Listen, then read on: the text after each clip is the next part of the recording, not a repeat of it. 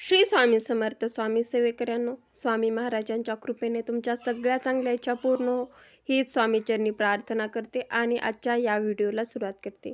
तर आपल्या सर्वांनाच माहीत आहे की 26 डिसेंबरला आहे दत्त जयंती. दत्त जयंती हा दिवस आपल्या सर्व स्वामी भक्तांसाठी, दत्त भक्तांसाठी दिवाळीपेक्षा कमी नसतो. कारण दत्त जयंतीनिमित्त आपल्याला 5वा वेद मानल्या जाणाऱ्या पवित्र ग्रंथाचं पारायण करायला देखील भेटत असतं. 5वा वेद म्हणजे गुरुचरित्र या ग्रंथाचं आपल्याला या दत्त जयंतीनिमित्त पारायण करायला भेटत असतं. गुरुचरित्र या ग्रंथाचं पारायण बरेच सेवेकरी 3 दिवसाचं करतात किंवा 7 दिवसाचं देखील करतात. पण आपल्या बऱ्याच माता भगिनींना असं वाटत असतं की गुरुचरित्र या ग्रंथाचं पारायण त्यांनी करू नये, कारण त्यांनी ऐकलेलं असतं की महिलांनी गुरुचरित्र या ग्रंथाला स्पर्श करू नये. असं ऐकल्यामुळे आणि घरच्यांनी सांगितल्यामुळे बऱ्याच महिला सेवेकरी पारायण करू का नको अशी शंका मनामध्ये घेतात आणि पारायण करायचं सोडून देतात. अशा सर्व ताईंसाठी, महिलांसाठी आणि त्यासोबत दादांसाठी सुद्धा, कारण त्यांना गुरुचरित्र पारायण करण्याची खूप इच्छा असते, पण सकाळी सकाळी नोकरीला जावं लागतं, उद्योगधंदा असतो, म्हणून त्यांच्याकडून गुरुचरित्र पारायण होत नाही. आणि बऱ्याच व्हिडिओमध्ये ऐकलं असतं की गुरुचरित्र पारायण करणं हे खूप मोठं पुण्याचं काम असतं आणि ही खूप मोठी दत्तसेवा आणि स्वामी सेवा देखील असते, म्हणून त्यांना हे पारायण करायचं असतं, पण त्यांच्या कामामुळे हे राहून जातं. आणि मला तर इच्छा आहे हे गुरुचरित्र पारायण करण्याची, पण उद्योगधंदा आहे, नोकरी आहे आणि या सर्वातून वेळ काढता येत नाही किंवा त्या गुरुचरित्र पारायणाचे खूप नियम असतात आणि वाचनाला देखील वेळ काढावा लागतो. यामुळे गुरुचरित्र पारायण करणं शक्य होत नाही अशी तळमळ मनामध्ये राहते. या सर्व सेवेकऱ्यांसाठी आज मी फक्त 1 मिनिटाची ही सेवा घेऊन आली आहे, जी सेवा केल्याने आपल्याला गुरुचरित्र पारायण करण्याचं फळ मिळणार आहे. म्हणूनच सगळ्यात आधी तुम्हाला काय करायचं आहे, तर पहिली गोष्ट करायची आहे की तुमच्या घरामध्ये स्वामी महाराजांचा फोटो असेल, मूर्ती असेल, त्या मूर्तीसमोर, फोटोसमोर जायचं आहे. स्वामी महाराजांना हात जोडून नमस्कार करायचा आहे आणि स्वामी महाराज, मला ही सेवा करायची आहे आणि ती सेवा तुम्ही माझ्याकडून करून घ्या. मग स्वामी महाराज ती सेवा तुमच्याकडून करून घेणारच. सर्वस्व स्वामी महाराजांवर सोडून द्या. स्वामी महाराज ही सेवा तुमच्याकडून कशी करून घेतात, केव्हा करून घेतात, हे सर्व स्वामी महाराज बघतात. जर का तुम्हाला खरंच मनापासून आणि श्रद्धेने स्वामी महाराजांची ती सेवा करायची असेल ना, तर स्वामी महाराज तुमच्याकडून ती सेवा नक्की करून घेतात. पण ज्यांच्याकडे खरंच वेळ नाही, त्यांना वेळात वेळ देखील काढता येत नाही, कारण गुरुचरित्र हा ग्रंथ वाचण्यासाठी आपल्याला बराच वेळ बसावं लागतं, बराच वेळ काढावा लागतो. मग त्यांच्यासाठी गुरुचरित्र पारायणा एवढंच फळ मिळेल अशी काही सेवा आहे का? तर तुम्ही 1 श्लोकी गुरुचरित्राचं पारायण करू शकता. फक्त 1 श्लोकी. या 1 श्लोकी गुरुचरित्रामध्ये संपूर्ण गुरुचरित्राचा सार सामावलेला आहे. संपूर्ण गुरुचरित्राचं फळ या 1 श्लोकी गुरुचरित्रामध्ये आहे. आणि गुरुचरित्र या ग्रंथामध्ये एकूण 53 अध्याय आहेत. गुरुचरित्र या ग्रंथाच्या 53 अध्यायाचा सार या 1 श्लोकी गुरुचरित्रामध्ये आहे.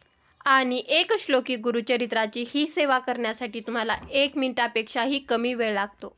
म्हणूनच ही सेवा आपण सर्वजण करू शकतात. मुलं करू शकतात, मुली करू शकतात, आजी आजोबा करू शकतात, अगदी कॉलेजचे मुलं मुलीसुद्धा करू शकतात, कारण त्यांना तर सकाळ सकाळी खूप धावपळ असते आणि या धकाधकीच्या आयुष्यामध्ये त्यांना तर वेळच नाही.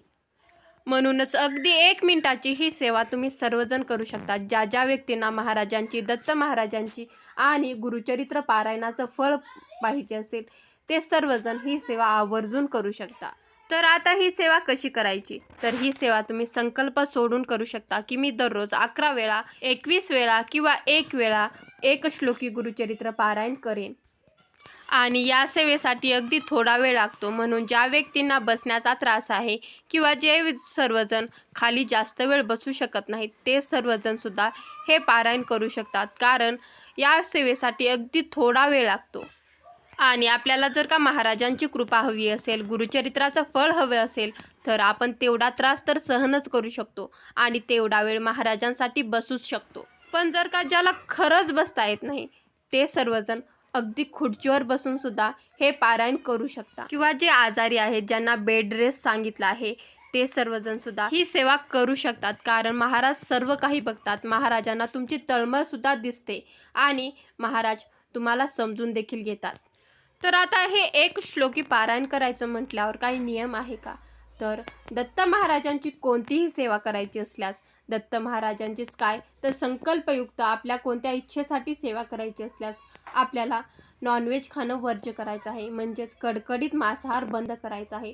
जोपर्यंत तुम्ही ही सेवा करणार आहात, म्हणजेच तुम्ही जर का संकल्प सोडला असेल की मी 11 दिवस 21 दिवस ही महाराजांची दत्त महाराजांची सेवा करणार आहे, तर तोपर्यंत तुम्हाला कडकडीत मांसाहार बंद करायचा आहे. बाकी तुम्हाला ब्रह्मचर्या पाळायची गरज नाही किंवा मी बाहेरगावी जाणार आहे, मी तिथे जाऊन ही सेवा केली तर चालते का?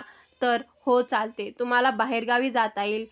बाकी तुम्हाला कोणतेच नियम या सेवेसाठी नाही. तर आता ही सेवा मी नित्य सेवेमध्ये करू शकते का? तर तुम्हाला जर का ही सेवा नित्यसेवेमध्ये करायची असेल तर तुम्हाला कडकडीत मांसाहार बंद करायचा आहे. म्हणूनच तुमची जर का इच्छा असेल ना आणि तुम्ही जर का नॉनव्हेज खात नसाल ना, तर तुम्ही ही सेवा नित्यसेवेमध्ये सुद्धा करू शकता. म्हणूनच तुम्ही ही सेवा तुमचं सकाळचं काम झाल्यानंतर, देवपूजा झाल्यानंतर लगेच करू शकता, किंवा जर का तुम्हाला सकाळी वेळ नसेल तर तुम्ही ही सेवा सकाळी, संध्याकाळी किंवा दुपारी करू शकता.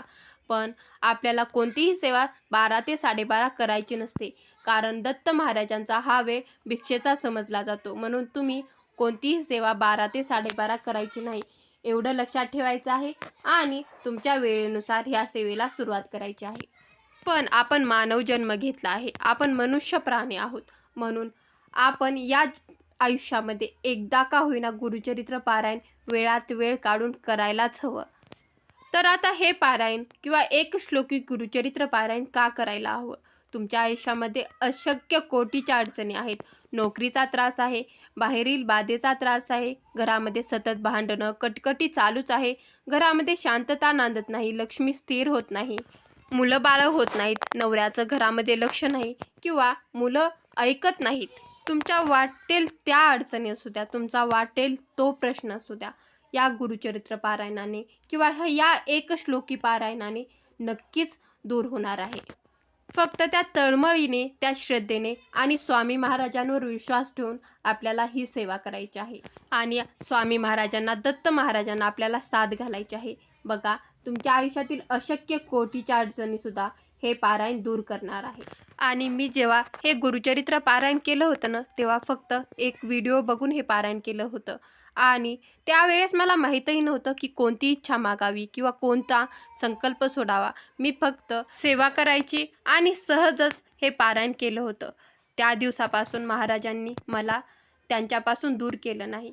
असं नाही की आयुष्यामध्ये अडचणी आल्या नाहीत, अडचणी आल्या, संकट आली, पण त्या संकटातून महाराजांनीच हात धरून आम्हाला बाहेर काढलं. म्हणूनच तुम्हाला जर का हा अनुभव घ्यायचा असेल ना, तर वेळात वेळ काढून गुरुचरित्र पारायण आयुष्यामध्ये नक्की करा. तुमच्या आयुष्यामध्ये ज्या काही अडचणी असतील त्या दुसऱ्यांना सांगण्यापेक्षा महाराजांना सांगा, महाराजांना त्या अडचणी दूर करा म्हणा, महाराजांना भांडा आणि सेवेला सुरुवात करा. बघा, तुमच्या आयुष्याचं सुद्धा सोनं झाल्याशिवाय राहणार नाही. तर आता हे एक श्लोकी गुरुचरित्र काय आहे हे मी तुम्हाला सांगते. हे तुम्ही लिहून घ्या किंवा डिस्क्रिप्शनमध्ये बघून घ्या. दत्ताचा अवतार झाला कलियुगात श्रीपाद पिठीपुरी, त्यामागे दुसरा नरसिंह सरस्वती, करंज ग्रामांतरी, तीर्थहिंडत पातला भिलुवाडीच्या संगमा, तेथुनी मठ गाणगापुरी वसेवारी दिनांच्या श्रमा. दत्ताचा अवतार झाला कलियुगात श्रीपाद पिठापुरी, त्यामागे दुसरा नरसिंह सरस्वती, करंज ग्रामांतरी, तीर्थहिंडत पातला भिलुवाडीची या संगमा, तेथुनी या मठ गाणगापुरी वसेवारी दिनांच्या श्रमा. परत एकदा सांगते. दत्ताचा अवतार झाला कलियुगात श्रीपाद पिठापुरी, त्यामागे दुसरा नरसिंह सरस्वती, करंज ग्रामांतरी, तीर्थहिंडत पातला भिलुवाडीची या संगमा, तेथुनी या मठ गाणगापुरी वसेवारी दिनांच्या श्रमा. हा श्लोक तुम्ही लिहून घ्या, नाहीतर डिस्क्रिप्शन बॉक्समध्ये बघा. अशा प्रकारे आपल्याला आवर्जून ही एक श्लोकी गुरुचरित्र पारायण दत्त जयंतीपर्यंत करायचं आहे. व्हिडिओमधील ही छोटीशी माहिती आवडल्यास व्हिडिओला लाईक करा, चॅनलला सबस्क्राईब